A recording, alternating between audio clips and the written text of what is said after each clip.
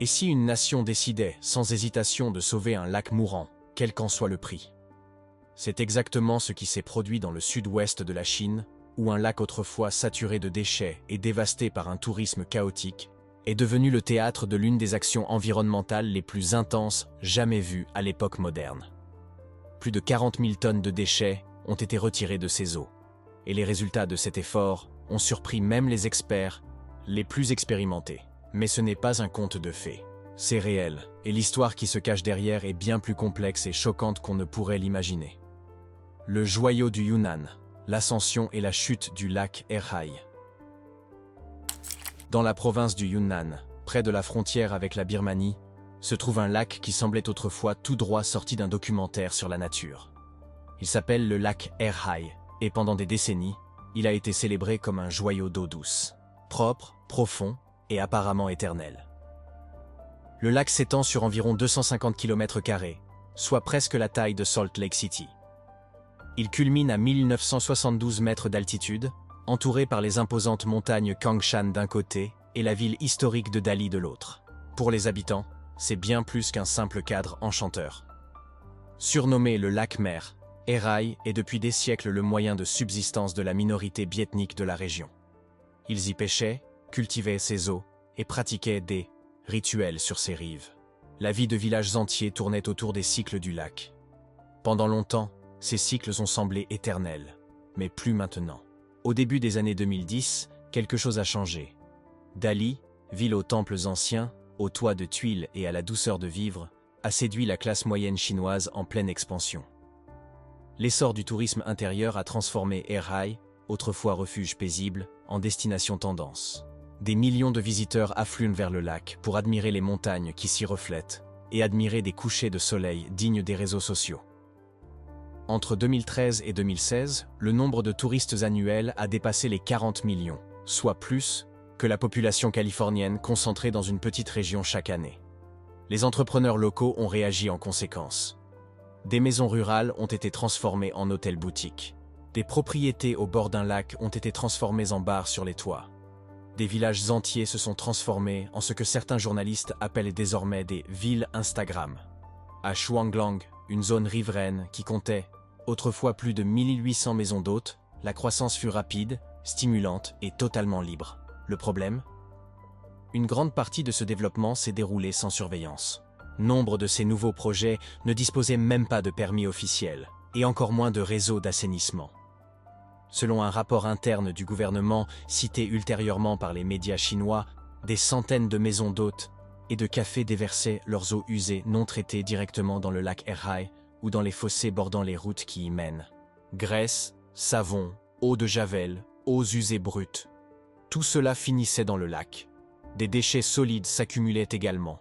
En haute saison, les touristes produisaient chaque jour des milliers de kilos de déchets. Sacs plastiques, bouteilles, restes de nourriture, dont une grande partie finissait dans l'eau ou à proximité. Les habitants déploraient que les infrastructures soient tout simplement délabrées. Le réseau d'égouts municipal était vétuste. Les camions poubelles ne suffisaient pas à répondre à la demande, et même si l'argent continuait d'affluer, peu de gens voulaient poser les questions difficiles. En apparence, Erhai paraissait encore impeccable. Les images de drones du lac étaient omniprésentes. Eau calme, montagnes en arrière-plan, cygnes glissant près des pédalos. Tout semblait parfait, mais la beauté était trompeuse. Les pêcheurs qui travaillaient sur le lac depuis des générations commencèrent à rentrer chez eux bredouilles. L'un des signes les plus évidents d'un problème était une épaisse couche de boue verte. Des proliférations d'algues recouvraient certaines parties du lac au printemps et en été. Ces proliférations étaient alimentées par des nutriments comme l'azote et le phosphore provenant du ruissellement des engrais et des eaux usées. Des échantillons d'eau ont montré une augmentation des concentrations de ces produits chimiques. Les niveaux d'oxygène ont chuté dans les zones plus profondes. Les plantes aquatiques indigènes ont commencé à disparaître. Une espèce en particulier, Otelia acuminata, autrefois commune le long des côtes, a pratiquement disparu. Les habitants ont remarqué le changement. Les agriculteurs ont signalé d'étranges odeurs provenant des canaux d'irrigation. Les touristes se sont plaints d'une odeur de moisi dans certaines parties du lac. Les propriétaires d'hôtels ont discrètement installé des filtres à air intérieur pour conserver de bonnes critiques. Certains ont tout simplement fermé leurs portes sans prévenir. Zhao Ming, un scientifique environnemental interrogé par une ONG basée au Yunnan en 2016, a qualifié la situation d'effondrement invisible. Sur la carte, Erhai semblait en bonne santé, mais biologiquement, il s'effondrait. Malgré les preuves de plus en plus nombreuses, la réaction fut lente. Les autorités locales ont fait des déclarations vagues. La couverture médiatique a été rare. Les constructeurs et les propriétaires ont continué d'investir, misant sur la haute saison à venir. En 2016, les fissures n'étaient plus aussi subtiles. À certains endroits du lac, la visibilité était tombée à moins d'1 mètre. Nageurs et plaisanciers ont signalé des débris flottants et des nappes de pétrole.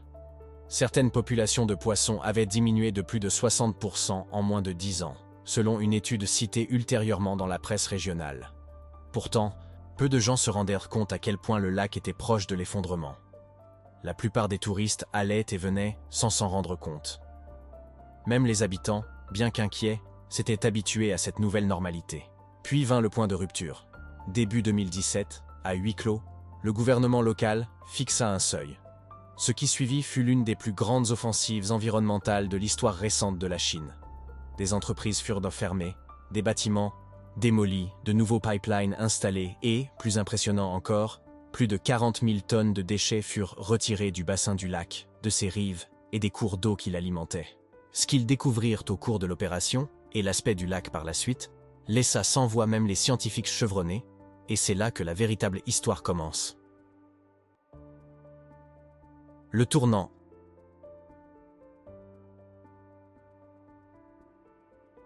En 2016, les signes n'étaient les plus subtils. Le lac Erhai, autrefois un trésor national de biodiversité et de beauté naturelle, atteignait ses limites. Ce qui avait été évoqué dans les milieux environnementaux pendant des années se révélait désormais au grand jour.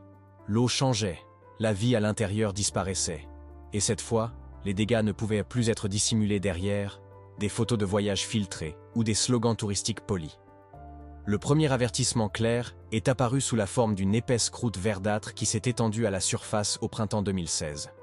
Il s'agissait de cyanobactéries, ou algues bleu-vert, un organisme toxique qui prospère dans les eaux riches en nutriments et pauvres en oxygène.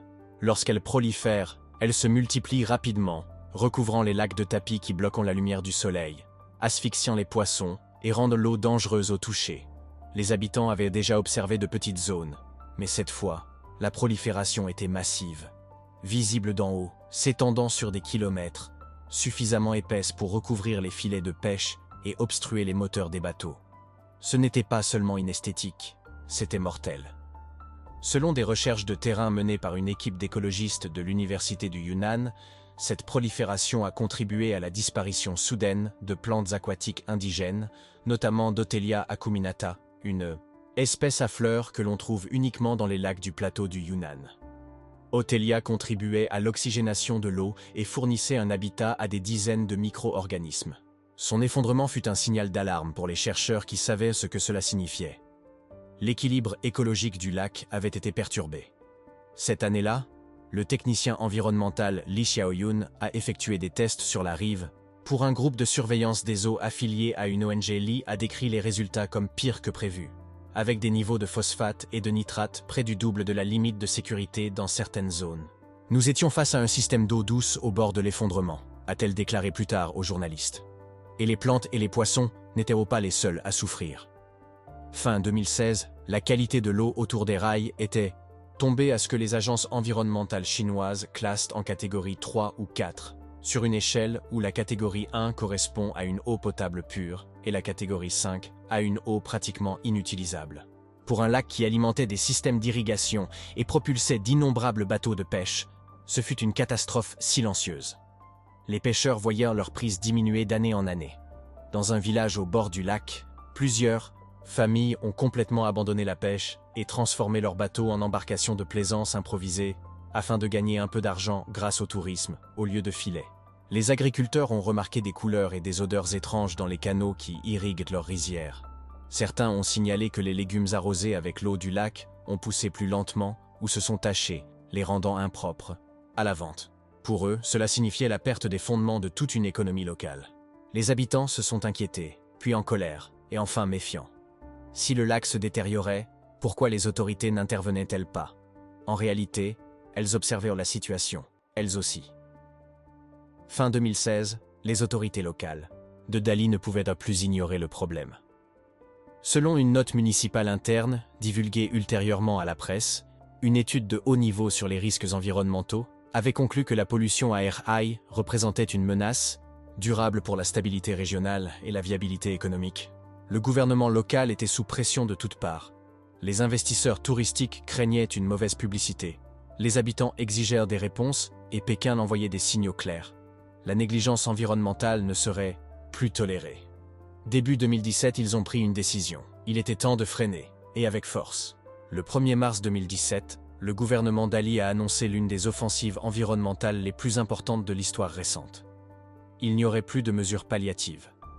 Il ne s'agissait pas d'installer quelques filtres ou de lancer une campagne publicitaire. Il s'agissait de reprendre le contrôle. Toute la rive est du lac, épicentre du développement anarchique, était visée par une fermeture immédiate. Toute construction à proximité du lac a été interdite et plus de 2400 commerces ont été contraints de fermer, notamment des maisons d'hôtes, des cafés, des bars et des locations. Aucune exception. Pour certains commerçants, la nouvelle est tombée sans prévenir. L'électricité a été coupée pendant la nuit. Des avis ont été affichés sur les portes dès l'aube. À Xionglang, des ouvriers en gilet orange ont commencé à démanteler des structures illégales moins de 24 heures après l'annonce. L'objectif était clair. Arrêter l'hémorragie. Pour de nombreux étrangers, cette répression soudaine semblait surréaliste. Une semaine, les villes au bord du lac étaient bondées. De touristes sirotant du thé sous des parasols. La semaine suivante, les rues étaient silencieuses, les cafés vidés et les bulldozers garés là où les menus étaient affichés.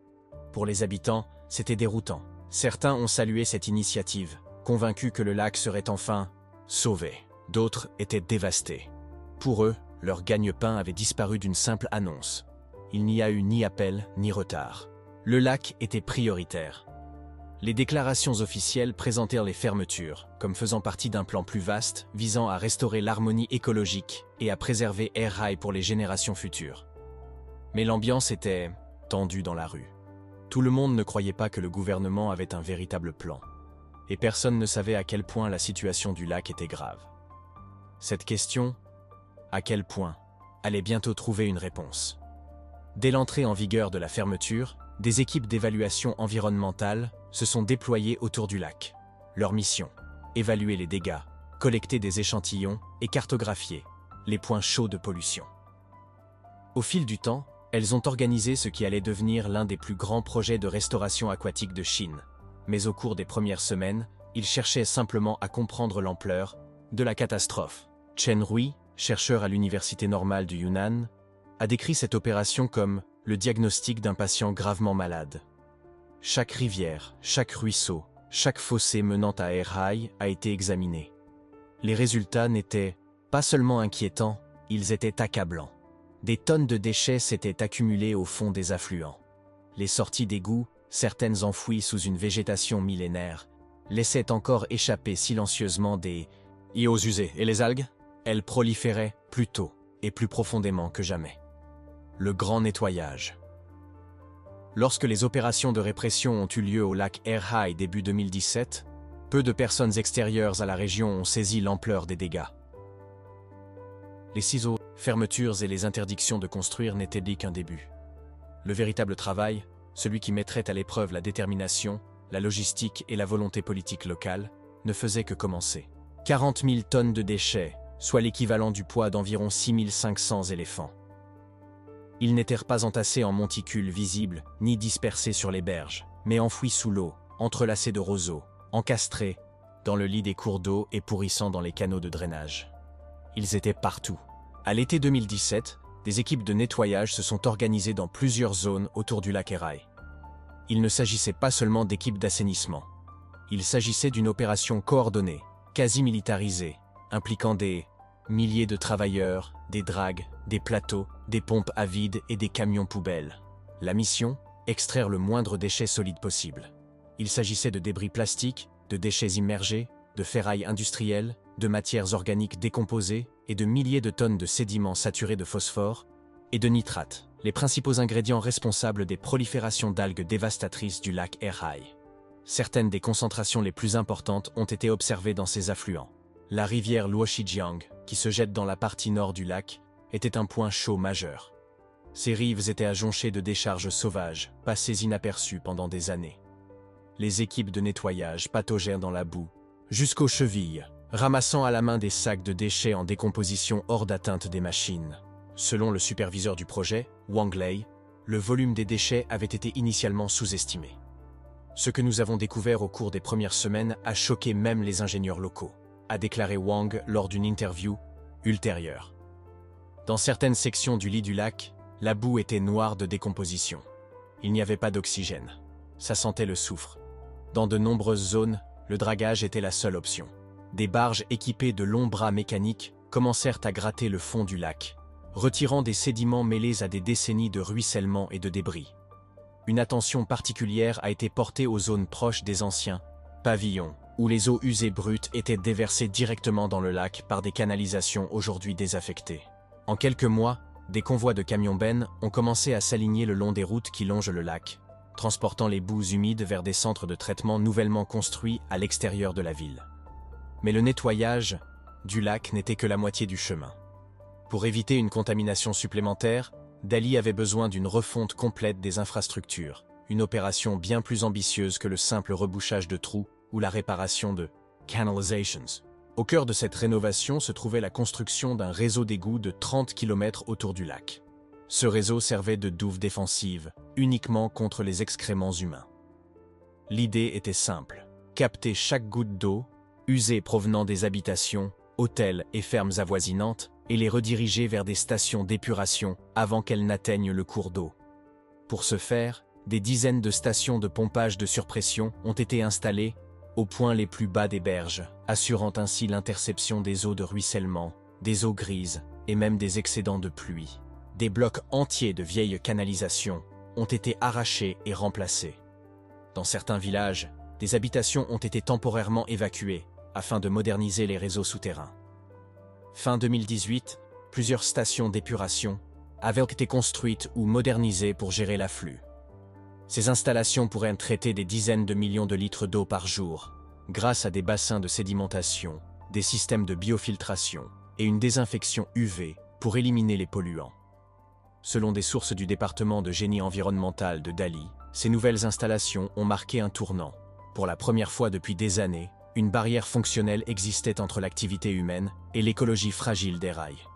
Mais l'aspect le plus visionnaire du plan de restauration n'impliquait ni machine ni canalisation. En effet, le véritable changement concernait les zones humides, ou plutôt la création de nouvelles. Dans le cadre du projet de corridor écologique du lac Erhai, les urbanistes ont commencé à convertir des centaines d'hectares de rivages dégradés en zones humides artificielles et semi-naturelles, conçues pour filtrer l'eau avant qu'elle n'atteigne le lac.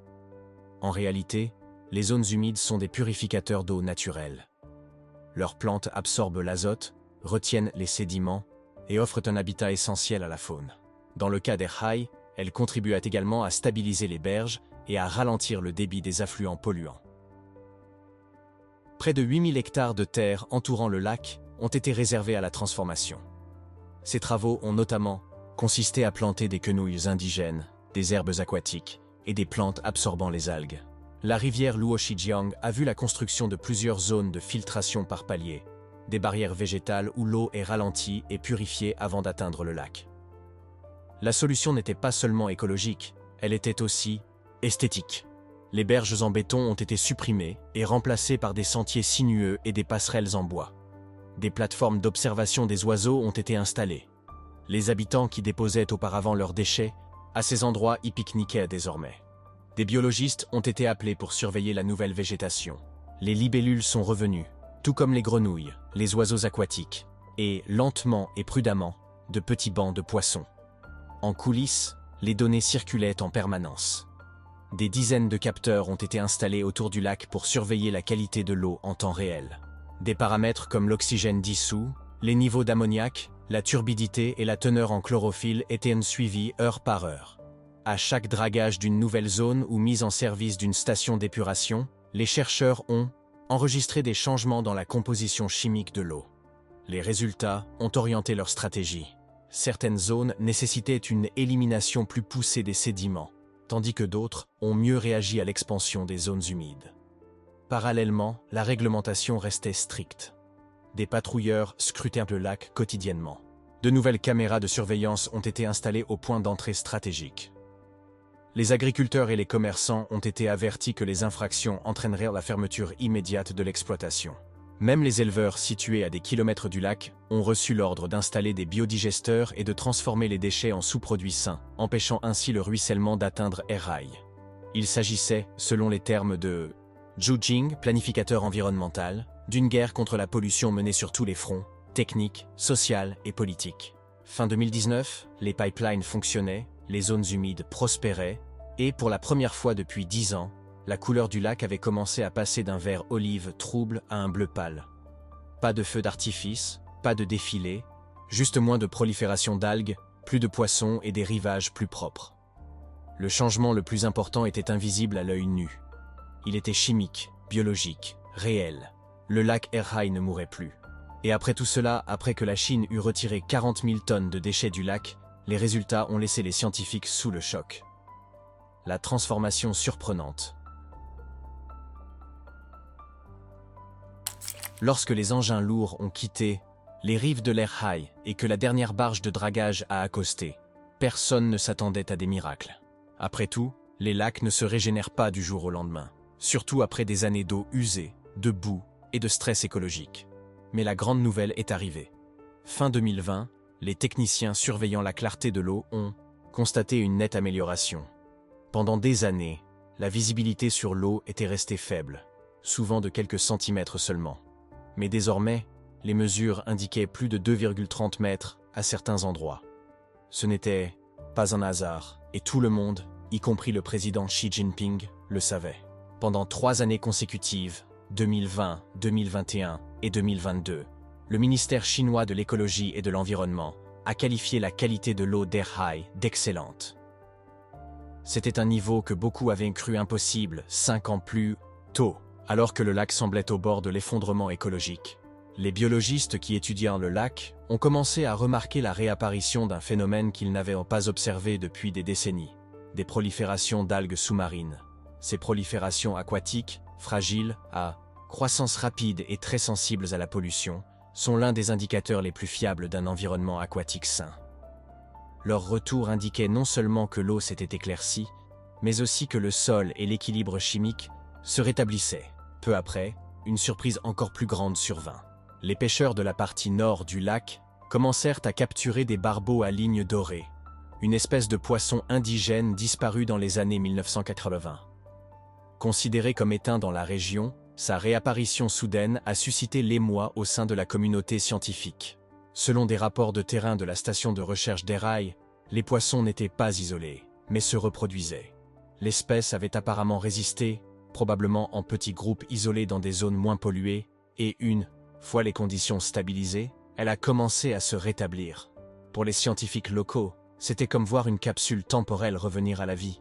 D'autres espèces ont suivi le mouvement. Crustacés, insectes, oiseaux migrateurs. Dans les nouvelles zones humides et les berges restaurées, la biodiversité s'est épanouie. Erhai était devenu un cas d'école en matière de résilience écologique. Personne n'était plus surpris que les experts qui avaient tiré la sonnette d'alarme des années plus tôt. Liu Cheng, spécialiste de l'environnement et participant au premier test de qualité de l'eau lors du déclin du lac, a admis que le rétablissement avait dépassé ses attentes.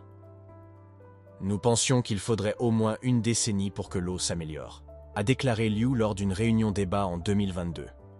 Mais en 3 à 5 ans, nous observions déjà des signes de conditions quasi intactes dans certaines zones. C'est extraordinaire. Le plus choquant, c'est la rapidité avec laquelle les choses évoluent. La plupart des grands lacs, lorsqu'ils sont fortement pollués, se rétablissent lentement et de manière inégale. Mais à Erhai, les données ont montré des améliorations constantes sur plusieurs paramètres. Les niveaux d'oxygène ont augmenté, les charges en nutriments ont diminué, et les bactéries nocives ont considérablement diminué. Les experts attribuent cet exploit à une combinaison d'ingénierie rigoureuse, de protection naturelle assurée, par les nouvelles zones humides, et peut-être plus important encore, d'une application rigoureuse et efficace des règles.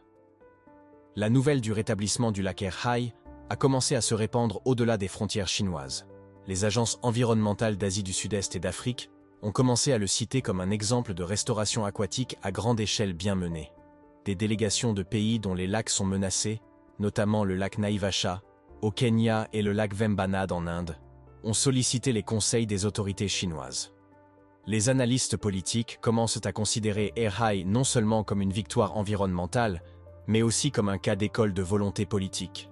La preuve que même un écosystème gravement compromis peut être réanimé grâce à une combinaison judicieuse de science, de réglementation et d'application de la loi.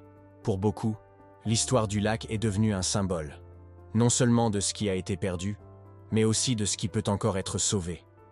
Et pourtant, l'histoire ne s'arrête pas là. Les effets d'entraînement.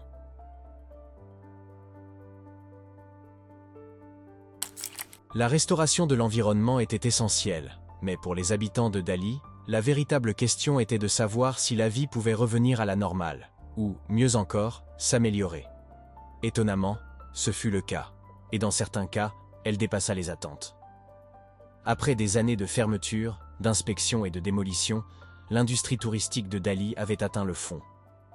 Mais dès que la nouvelle du redressement d'Erhai a commencé à circuler, les foules sont revenues, et vite. En 2021, la ville côtière de Shuanglang, autrefois symbole de constructions illégales, s'est transformée en pôle écotouristique réglementé. Le nombre de visiteurs a explosé, certains rapports estimant jusqu'à 15 000 touristes par jour en haute saison. Les autorités locales ont instauré des contrôles stricts de capacité pour les nouvelles maisons d'hôtes. Seules les entreprises disposant de plans de traitement des eaux usées et de gestion des déchets approuvés ont été autorisées à ouvrir. De nombreux bâtiments anciens ont été remplacés par des projets à faible impact environnemental alliant esthétique et durabilité. En retour, les touristes ont retrouvé des atouts qu'ils n'avaient pas vus depuis des années. Des eaux claires, un air pur et des rivages visiblement sains. De nouveaux parcs écologiques et zones humides sont devenus des attractions à part entières. Et l'économie locale a suivi le mouvement. Les revenus du tourisme ont rebondi, les restaurants ont rouvert, les artisans locaux ont prospéré et les emplois ont repris sur les rives du lac. Les communautés agricoles d'Erhai ont connu une transformation plus discrète, mais tout aussi profonde. Avant le nettoyage, de nombreux agriculteurs se concentrèrent sur des cultures à haut rendement et à fort impact comme l'ail et le colza. Ces cultures étaient rentables, mais nécessitaient un usage intensif de produits chimiques, pesticides, et engrais qui se déversaient dans les affluents du lac. Avec les nouvelles réglementations environnementales, ces méthodes sont devenues non viables. Les agriculteurs ont alors commencé à adopter des alternatives respectueuses de l'environnement. Cerises, myrtilles et légumes à faible impact. Ces cultures, bien que plus lentes à mûrir, ont atteint des prix plus élevés sur le marché et ont attiré une nouvelle clientèle en quête de produits labellisés « agriculture propre ». L'impact le plus durable a peut-être été un changement de mentalité. Ce qui avait autrefois semblé être une répression forcée était désormais perçu comme une seconde chance. Les dirigeants locaux, jusque-là discrédités, étaient désormais salués pour leur planification à long terme. Les habitants autrefois sceptiques étaient fiers de respecter les règles. À l'école, les enfants apprenaient la santé des bassins versants de la même manière qu'ils apprenaient les mathématiques ou la lecture. À la maison, les conversations sur la conservation sont devenues monnaie courante. La croyance selon laquelle le développement économique et la protection de l'environnement étaient des forces opposées a finalement été renversée. Et, plus impressionnant encore, sous les yeux même de la population locale. Et qu'en pensez-vous? Ce modèle de relance et d'équilibre devrait-il être adopté dans d'autres régions du monde? Laissez vos commentaires, nous voulons savoir ce que vous en pensez.